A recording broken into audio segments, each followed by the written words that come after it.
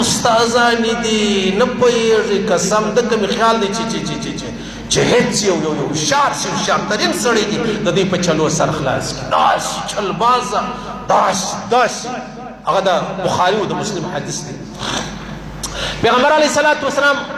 اعتکال را روان بیا یې زنانو ته وویل چې زنانو ما په جهنم کې تاسو ډېرې ولیدلاست بیخي ډېرې واست یوه زنانه اشاره واغه ولاړه سول یا رسول الله ولې د الله رسول ورته وفرمیل یو صدقه ډېر کوئ یو استغفار ډېر وایست ما په جهنم کې ډېرې ولیدلاست بیا دې ورته ویلې ول یا رسول الله یوه زنانه ولاړه سول نو ولې موږ څه کړي دي د الله رسول ورته وفرمیل تاسو کې دوې خبرې سته یو د خاوند ناشکري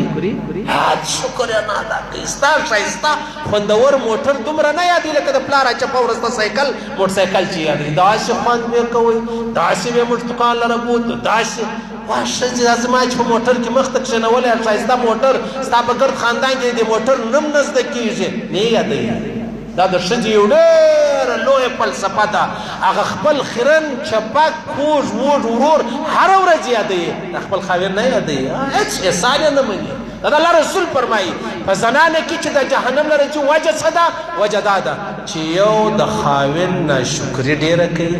او دویم شراوي ډېرې کوي لعنتونه ډېر وایي ملامتیاوې ډېرې وایي ستا د خدای کور خراب کړي تا د خدای په سترګو ړوند کړي تا د خدای پاک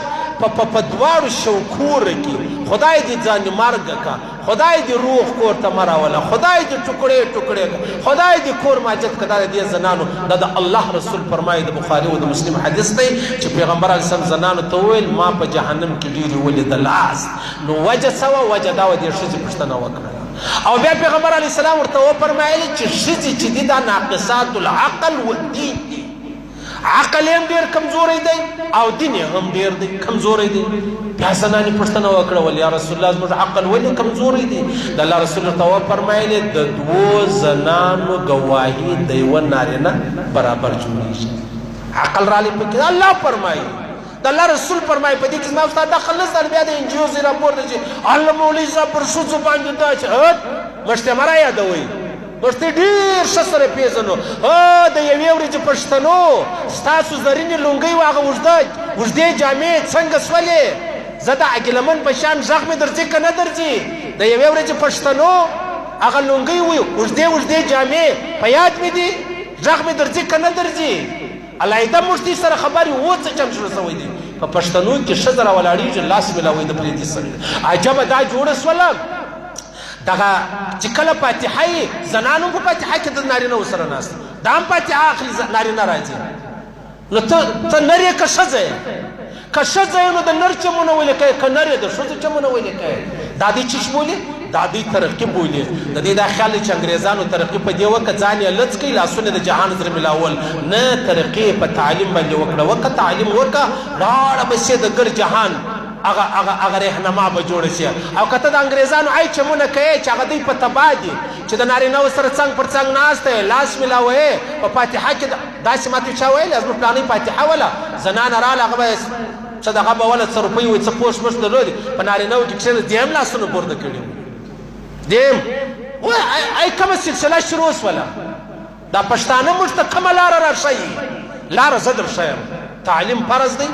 فرض هغه الله او رسول چې ویلي هغه نه تعلیم د دنیا په حواله فرض دی موږ به کوو خو منګرها په پرده کې به کوو په پرده کې ضروري دی لاس میلاوېده وابل نو پیغمبر صلی الله علیه وسلم فرمایلي دوې زنانې د یوه نارینه د ګواهۍ برابرې دي او دین مې ولې ناقص دی ول دین مې په دې ناقص دی داسې وخت شته چې تېر منځونه نه پکې کوئ داسې وخت شته په روزه کې تېر روزې نه نسئ نو خو دین مې ناقص شو او بیا عجبه خبره دا ده